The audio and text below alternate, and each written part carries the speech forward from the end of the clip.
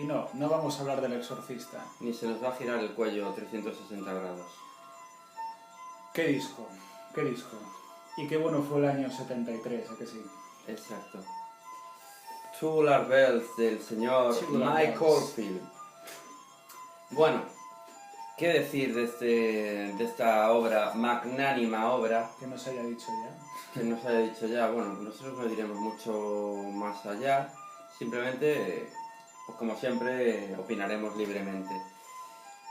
Y el que no le guste, pues puede irse a ver a Leticia Sabater o una de estas mierdas en YouTube. Es una buena opción. Este disco nació en el año 73 cuando ya estaba bien desarrollado el estilo, ¿no?, de rock progresivo. Incluso el rock pesado, ya estaba todo en constante pujanza ya. Fue el año de eclosión realmente, fue el año en que todo parecía coincidir. Fue el año de Dark Side of the Moon, fue el año de Larkstones in Aspic, de King Crimson. Qué gran disco. Y fue el año de Tubular Bells, de Mike Oldfield. Gran año. Bueno, lo sacó, empezó a hacerlo con 17 años, ni más ni menos, y se publicó cuando tenía entre 19 y 20. Entre 19 y 20 años. O sea que casi nada, lo que suena es al 100% interpretado por él. Hay 95. 95. Hay algunos instrumentos en los que no participa él, Ajá. pero casi todo es de él. Pues hay como, yo que sé, o sea, 25 instrumentos diferentes en todo el disco. Quiero repetir otra vez la edad de la persona.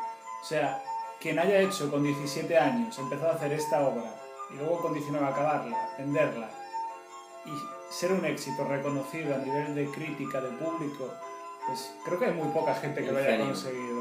Un genio. Tocando muchísimos instrumentos, menos cantar, que la verdad no era algo que le gustase mucho y no haría hasta mucho tiempo más tarde de su carrera.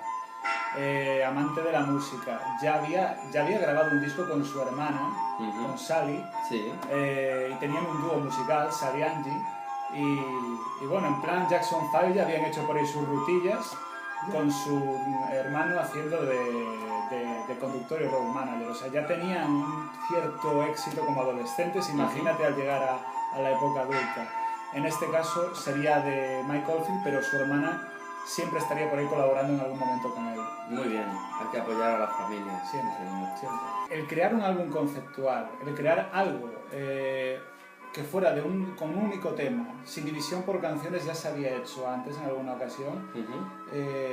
No vamos a decir, no, innovó, que esto lo dicen algunas personas, no, fue la primera vez que se hizo una sola canción y de no, mentira, ya se había hecho. Exacto, sí, pero él, bueno, digamos que lo tenía muy claro el formato este, ¿no? Quería una canción a cada lado del disco y ya está, ¿no? Quiero recordar el disco Thick as a Brick de Jethro Tull, por citar de los más famosos, también, sí, en los que había una canción por cada lado y que está entre los grandes discos de rock progresivo. Sí. Este es sublime en todos los aspectos y lo supera en muchos sentidos.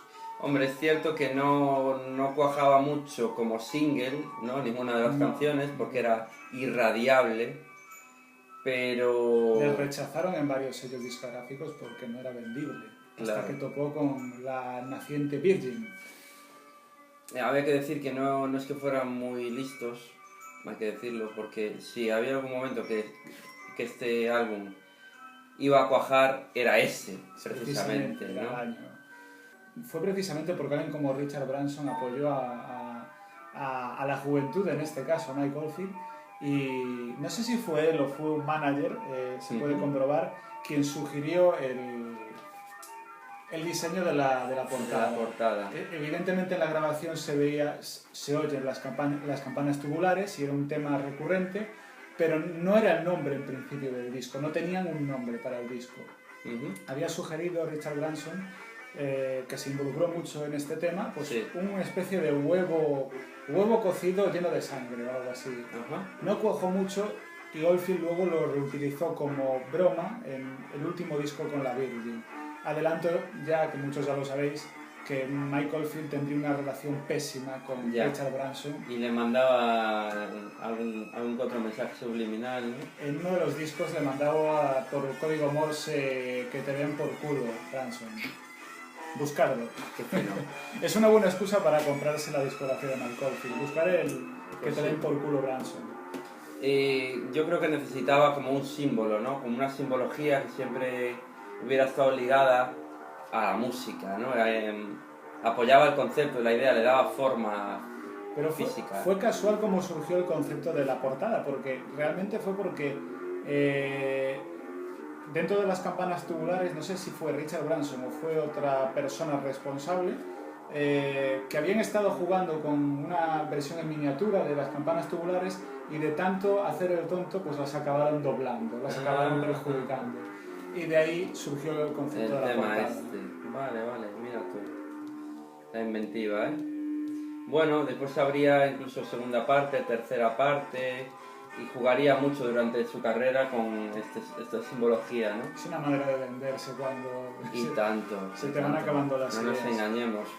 Pero ha sido, bueno, en su carrera ha sido un artista bastante Uno de los más creativos. prolífico, ¿no? O sea que no hay que achacarle nada al respecto. Cualquier músico podría decir que después de este álbum te has extinguido ya, se te han acabado las ideas y que poco más puedes hacer sin ayuda de otros. Sin ayuda de otros. Y durante todos los 70, después metería más músicos. En los 80 colaboraciones. Había cantantes femeninas. Sí, también. Maggie Reilly es una de ellas, la que se hizo famoso por Moonlight Shadow. Sí. Pero realmente durante la mayor parte de su carrera de los 70 estuvo solo. Estuvo él solo con pocas colaboraciones de otras personas. Lo hizo todo él, lo compuso todo él. Era una persona muy solitaria, era una persona que se retrotraía mucho, era muy tímido y que sacó obras maestras con una edad muy joven. Pues sí. O sea, a los 30 y pico ya estaba en el declive, por así decirlo. Es un poco duro decir esto, pero... Es que, bueno, aún le quedaba juventud para disfrutar su dinero, ¿no? Hombre, eso está claro. Y para mandar a la mierda a Richard Branson También. y fichar por la Warner, para el Tubular Bells 2. También. Otro disco, para mí bastante recomendable, pero que no le llega a la altura del Tubular Bells 1. Tengo que hablar del Hombre de la Caverna. ¿Quién es el hombre de la caverna? El Hombre de la Caverna es el que sale en la cara 2 de Tubular Bells. Repetiría la broma del Hombre de la Caverna en el Tubular Bells 2 también. Sí. Pete Down Man. Es la única contribución vocal, creo que la hizo él, es la única contribución vocal que hace Mike Oldfield y no es cantada. Porque, bueno, pero está muy bien, ¿no? Se adapta muy bien a la canción o a lo que requería la canción, ¿no? Sí, a un hombre de las cavernas. Exacto. Tenía un complejo enorme Mike Oldfield con su voz, hay que decirlo. Se consideraba y se sigue considerando un mal cantante. Y solo cantó cuando quería hacer un disco malo a propósito, y que tampoco era muy malo, que fue Heaven's Open, el disco de despedida de la Virgin, el disco en que quería mandar a tomar por culo de verdad a Richard Branson. Decidió cantar en ese disco. No es el mejor cantante del mundo, pero... Bueno. Joder, bastante bien. Tiene personalidad. Tiene personalidad. Digamos. Yo en nota, ¿qué le pondría a este disco? Pues... yo le pondría... un 7,5. Me parece un gran disco, una grandísima obra, respeto mucho al artista, un disco redondo, el concepto arriesgado, bueno, en general es muy buen disco para mí, me gusta. Yo voy un poco más allá, le doy un 9, es el primer 9 que doy en estas críticas. Subjetivo este 9 bastante, no hay nada completamente objetivo en la música, pero valoro mucho que la juventud en la que tenía Mike Oldfield cuando lo hizo, y que para mí es un concepto, a pesar de lo diverso que es el disco, muy unitario, muy bien conseguido, e incluso con un cierto humor al final después de tanta seriedad. Sí, para mí me parece un 9 quizás raspado, pero un 9. Yo noto un poco, si hay que decir algo negativo, noto falta de sentimiento. Sí, es un buen disco en cuanto a conceptualidad, a técnica, musicalidad. Está muy bien logrado, pero me falta que se me ericen los pelos.